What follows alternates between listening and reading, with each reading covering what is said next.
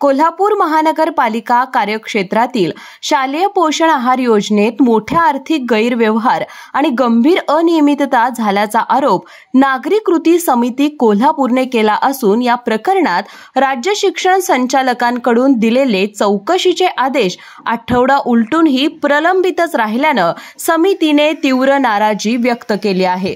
बालकांच्या आरोग्यासाठी राबवण्यात येणाऱ्या प्रधानमंत्री पोषण शक्ती निर्माण योजनेचा हेतू फसवून काही अधिकारी आर्थिक लाभ घेत असल्याचा आरोप या समितीकडून करण्यात आला आहे।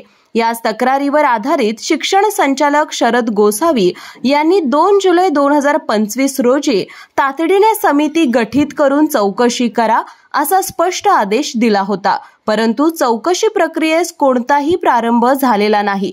यामुळे लूट सुरूच ठेवायची आहे का असा थेट सवाल नागरी कृती समितीने उपस्थित केला आहे।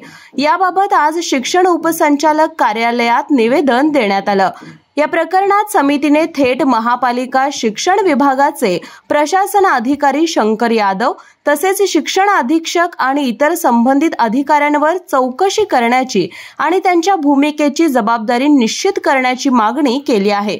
सदर तक्रार पोषण आहार सेवा संघटना महाराष्ट्र राज्य यांच्याकडून 11 जून 2025 रोजी करण्यात आली होती आणि 26 जूनला ही तक्रार शिक्षण संचालनालयात पोहोचली होती। तक्रारीनुसार केंद्रीय स्वयंपाकगृह प्रणालीत गंभीर त्रुटी असल्याचे नमूद करण्यात आले आहे।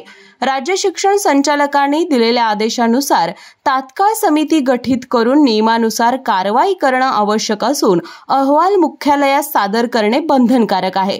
मात्र अद्याप कोणतीही ठोस पावले उचलली गेली नसल्यानं यामागे कोणते हितसंबंध कार्यरत आहेत असा संशय समितीनं व्यक्त केला आहे। यावेळी अशोक पवार, रमेश मोरे, कॉम्रेड चंद्रकांत यादव, राजाराम कांबळे, लहुजी शिंदे यांच्यासह कृती समितीचे कार्यकर्ते उपस्थित होते।